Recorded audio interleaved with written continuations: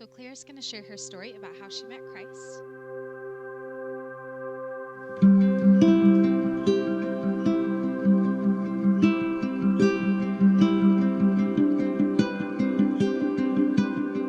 First question, Claire, is tell us a little bit about your spiritual background and what life was like growing up.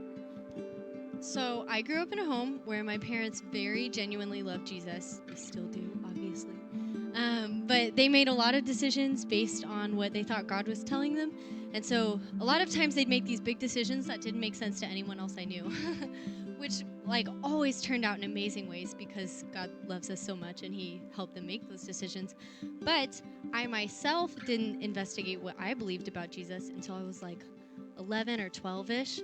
And so around that time, I started asking my friends who didn't believe the same thing and Googling, because that's obviously most reliable.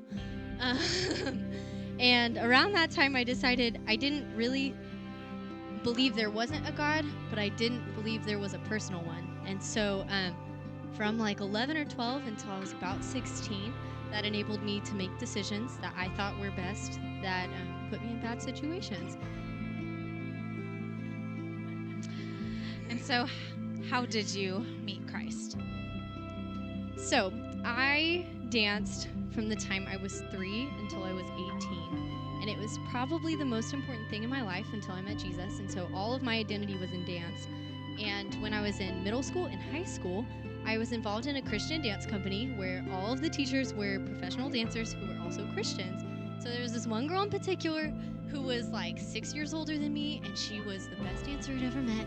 And she wore the coolest clothes, and she had the coolest friends, and the famous person was her cousin, and I just thought she was amazing. And the thing that struck me the most about her is how different she was from anyone else I knew. And I felt like it was the first time in my life I saw someone who loved Jesus, and every decision went through Jesus. And so she'd pray about things that I was like, why are you praying about? We're going to Sonic. Let me pray about which Sonic. I'm like, that's kind of dumb. And then we get to Sonic, and she shares the gospel with the exact right person she was supposed to be. I'm like, this is crazy. This girl just was amazing. And she shared the gospel with me personally, and it felt like it was the first time I'd ever heard it. I was about 16. If we didn't meet one-on-one or anything like that, it was just during rehearsal, we'd talk about it on breaks or something like that. But the thing that really stood out is for about 3 months there, I started reading the Bible on my own for the first time. And there wasn't a moment where I decided to follow Jesus. It was being in his word, learning who he is, and then I wound up realizing I believed it. Praise God. What is a word of encouragement or a challenge you'd like to share with everyone? Don't be casual about your faith. Christian isn't the third or fourth thing you list about yourself. It's the most important thing. And honestly, when it comes down to it, it takes priority over everything else. There are people that you know and love that if you don't share the gospel with, no one's going to share with them this week. No one's going to share with them this month. And so don't be casual about sharing your faith.